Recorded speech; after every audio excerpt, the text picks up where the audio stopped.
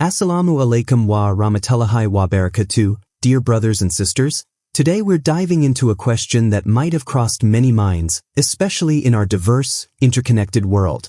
Can an atheist do Qurbani, the sacred sacrifice, on your behalf?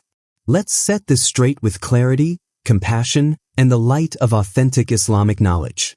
Imagine the scene of Eid al-Adha, when millions of Muslims around the globe engage in Qurbani, commemorating the unparalleled submission of Prophet Ibrahim, peace be upon him, and the mercy of Allah. But what if you're unable to perform the sacrifice yourself? Can you simply ask anyone, including an atheist, to do it for you? This is not just a legalistic query. It touches the very heart of our faith, our intentions, and our understanding of worship. First, it's essential to grasp what Qurbani truly means. The word itself stems from the Arabic qurb, meaning nearness to Allah. The act of sacrifice is not merely about slaughtering an animal but about drawing closer to Allah through obedience, gratitude, and deep faith. The Quran emphasizes this in Surah Al-Hajj, verse 37. It is neither their meat nor their blood that reaches Allah, but it is piety from you that reaches Him. So the core of Qurbani is the piety, the intention, niyah, and the spiritual connection between you and Allah. Now, the crucial question: can someone who does not believe in Allah, someone who denies His existence, carry out this act on your behalf? To answer this, we look to the guidance of the Prophet Muhammad and the wisdom of Islamic scholars. It's well established in fiqh, Islamic jurisprudence, that for an act of worship to be valid on your behalf, the person performing it must themselves be a Muslim. Because worship in Islam is a contract of faith, submission, and consciousness of Allah's presence. When you authorize someone to perform Qurbani for you, it's not like handing over a parcel or asking for a favor. You're entrusting a sacred duty, an act of worship that requires a sincere belief in Allah and a conscious intention to fulfill your religious obligation. The Prophet said in an authentic hadith recorded in Sahih Muslim, "Actions are but by intentions, and every man shall have only what he intended." If the person slaughtering the animal does not have the correct intention rooted in Islamic faith, if, for instance, they are an atheist who denies Allah, then the spiritual essence of the act is missing.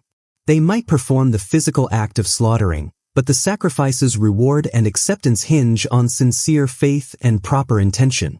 But what if this atheist is simply acting as a service provider? Some might argue that the person doing the slaughter is just a worker, like a butcher, and the intention and ownership remain with the Muslim who ordered the Qurbani. This is a valid point, and Islamic scholars have discussed it extensively. If the Muslim has given clear instructions, owns the animal, and the worker is merely carrying out the physical act without claiming the reward or intending it as worship, then the Qurbani is valid. However, this requires that the actual slaughtering is done with the right conditions. The person slaughtering must be a Muslim or at least a person of the book, Jew or Christian, in some schools of thought, because they must invoke the name of Allah, saying Bismillah, at the time of slaughter. If the person is an atheist who denies Allah, they are unlikely to invoke His name, making the slaughter invalid as a Qurbani, according to most scholars. To put this in perspective, let's reflect on the historical practice during the Prophet's time. The companions would personally slaughter their animals or entrust the task to trusted Muslims who understood the significance of the act, recited the proper invocation, and upheld Islamic rites with devotion. This is not a mere formality but an act rooted deeply in faith. Brothers and sisters, this topic invites us to ponder on the essence of worship and obedience. Can we delegate an act of faith to someone who has no faith? The answer lies not just in legal rulings but in our hearts. It reminds us of the importance of maintaining the purity of our intentions and actions in everything we do for Allah. If you are unable to perform the Qurbani yourself, look for a trustworthy Muslim who will perform it sincerely on your behalf.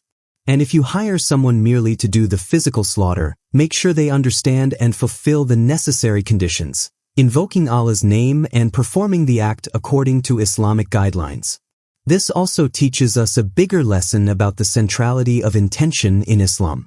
It's a reminder that worship is not just outward acts but heartfelt submission. So, next time you arrange your Qurbani, ask yourself, does the person doing this share my belief?